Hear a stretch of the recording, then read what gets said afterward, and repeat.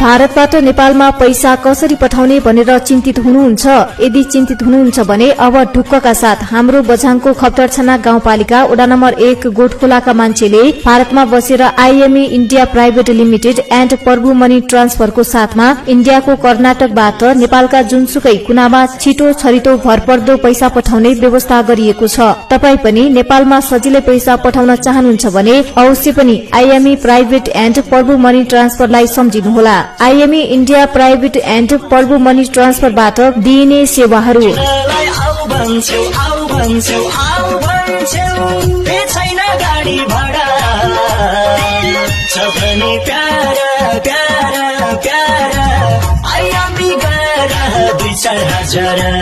mobile banking सेवा भारतबाट IME